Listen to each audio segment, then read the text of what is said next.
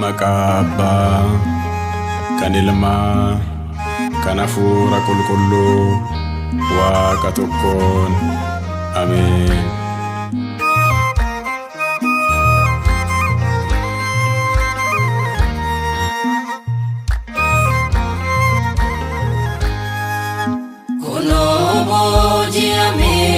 Harka koo qabee wangeela kee dhugaa addunyaaf lallabee. Kunoo booji'amee harka koo qabee wangeela kee dhugaa addunyaaf lallabee.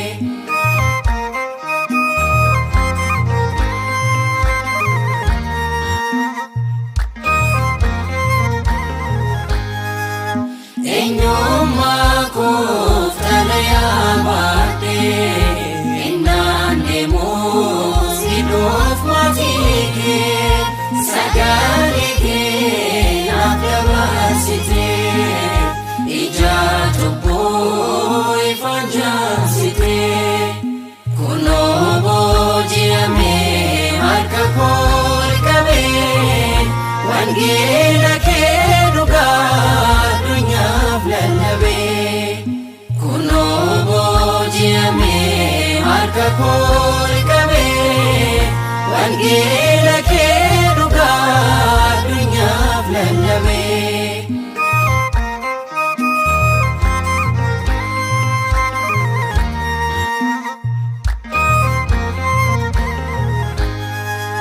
Jaalalli kee ajaa'ibumaa si jeeqanii singaateenyumaa meeshaan kee jettee filataa cubbuu jibbuun nama jaalataa. Kunoo booji'amee harka koo qabee wangeela kee dhugaa addunyaaf lallabee. Kunoo booji'amee harka koo qabee wangeela kee dhugaa addunyaaf lallabee.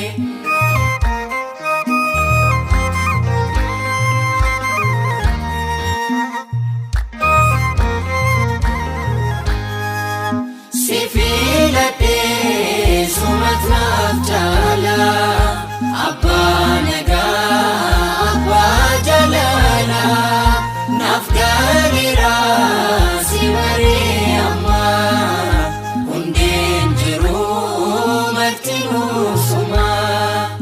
Kunoo booji'amee harka koo qabee wangeela kee dhugaa addunyaaf lallabee. Kunoo booji'amee harka koo qabee wangeela kee dhugaa addunyaaf lallabee.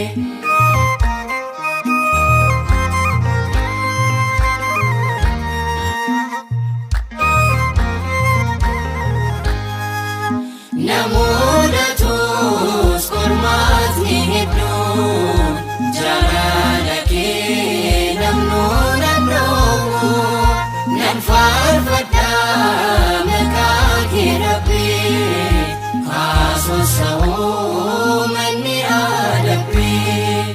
Kunoo booji'amee harka koo qabee wangeela kee dhugaa addunyaaf lallabee. Kunoo booji'amee harka koo